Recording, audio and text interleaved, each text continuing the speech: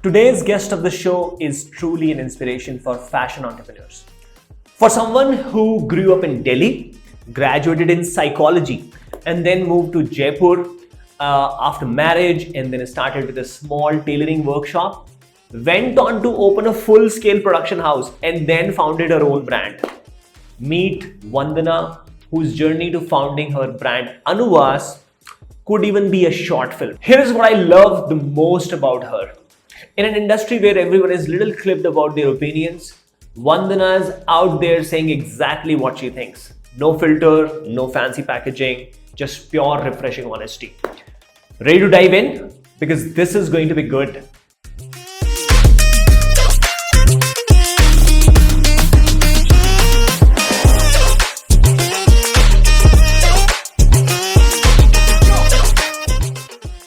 So, fashion was never my plan.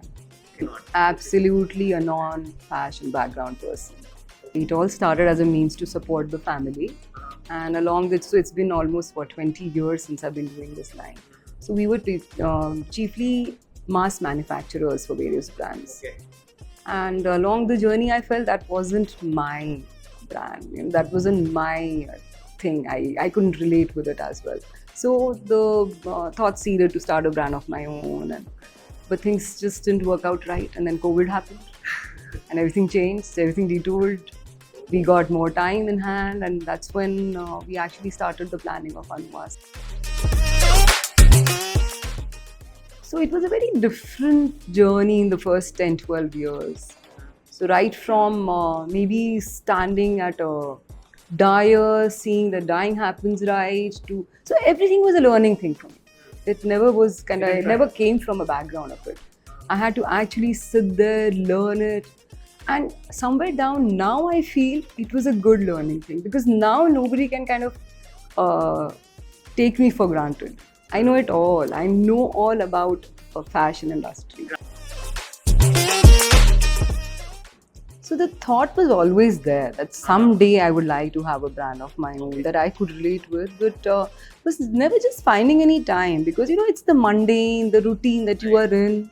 You never find the time to go otherwise, and that's how Anuvas came into being. And fortunately for me, since this was going to be a very different line, my son joined in. He also came back post-COVID from his study in Delhi, and he came back, and both of us sat down and discussed this, and I think that was a very big support. I actually don't belong to Jaipur. Got married and became a part of Jaipur. Where are you from then? Delhi. Oh. So, happy Delhi girl who never wanted to work ever. Honestly speaking, I am a psychology honors masters. Acha. And I didn't know that. yeah, so a very different line. Yes. And then somewhere I felt that yes, we needed a little support in the family financially, and you know how it is, and things keep changing. And fortunately for me, the Delhi background helped me there. So I had a lot of friends, a lot of cousins who would keep asking for things from Jaipur, typically the blocks, block prints, and they gave me some chances to get into it. So it just started with doing some bit of printing for some people, and that started the journey. And then of course wholesale manufacturing happened, and it just went on and on. So I don't know how it just changed from what I was not doing anything to be doing so much.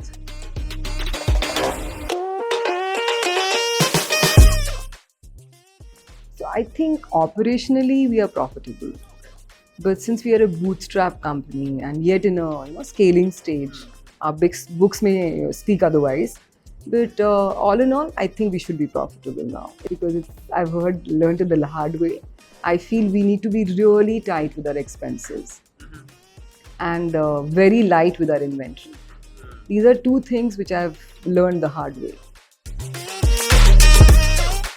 Just keep a fabric inventory anyway. Acha. The fabric inventory, yeah. Everything ready to get the garment ready within a day's time. Anuva's customer would be typically a person who likes easy, breezy, happy, flowy garments with bright, nice colors. Of course, we cater to a vast age group, but mostly somebody who enjoys prints and bold colors, and someone like that. See, I think when in a design element we do incorporate varied things, to be able to capture to the market well. So if it's for a young person, we'll have a different kind of a styling, as much as catering to. So and since the acceptance, now that we are on marketplaces, the acceptance in the marketplaces is also showing that we've almost cracked the styling bit. So I feel somewhere the vast the SKUs that we have come up with has been able to really cater to the market decently. And an Anuvas customer will typically come for that kind of an article to Anuvas.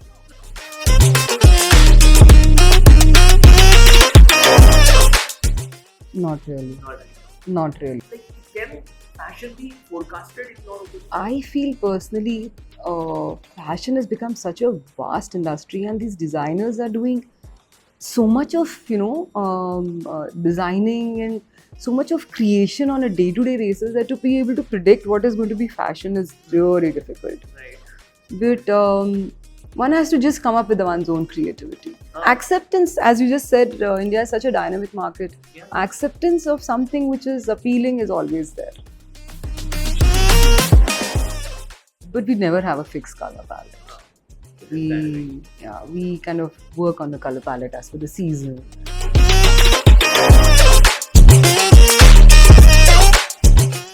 Cotton.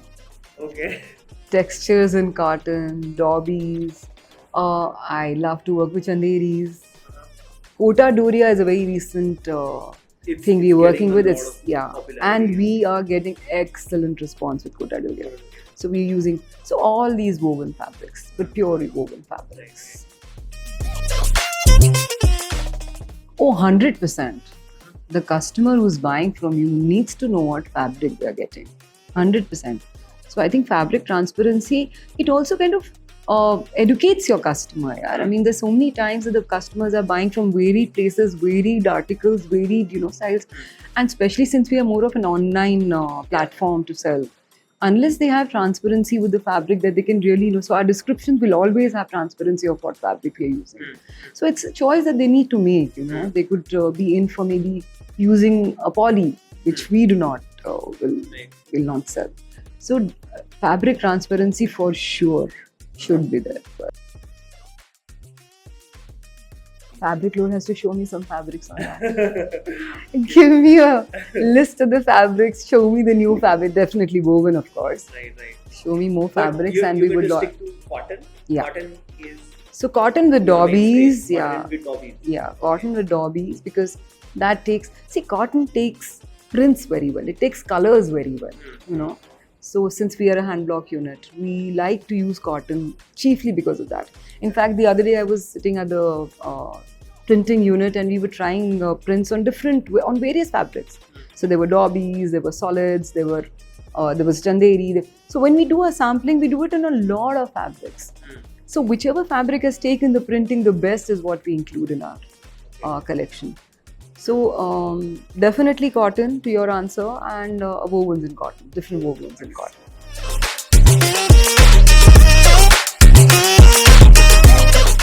I think the number one label that I hands down admire is Anokhi. Anokhi, okay. Anokhi, I think, revived the dying art of block printing. I, as a young girl, have worn Anokhi garments with the most comfortable silhouettes and the most vibrant prints and enjoyed. Somewhere I think that has played on my mind to do the hand block prints. So Anokhi hand. Second, I think since I'm so inspired and I'm so in awe of handcrafts, I think it's raw mango. Raw mango. You know what I feel? They get bored very easily. Not just the young designers, the youth of today, Anupam, I feel outgrows its things very easily. Maybe there is so much of availability of things around that it's natural to get bored. But definitely, as an advice, if you say for the youth and for the fashion designers, I think consistency and patience will definitely pay off. So they are a bundle of talent. So they should just stick by what they have, and definitely sky's the limit for them. Success doesn't come easily. So consistency and patience. That's been at least the journey of Anuvas. One, I do not belong to the industry. I'm not a fashion person. I just came into the industry, not by choice initially. But yes, now I'm an intrinsic part of the fashion industry with the brand that I own. And two, yes, I would love to be a chef and have a restaurant, which is in the pipeline. Yes, definitely. I would like to open my store and a restaurant parallelly. I think Quartz is exceedingly overhyped. It definitely somewhere kind of dresses you faster, but it totally kills the dressing sense. People do not put in any efforts. Quartz is overhyped.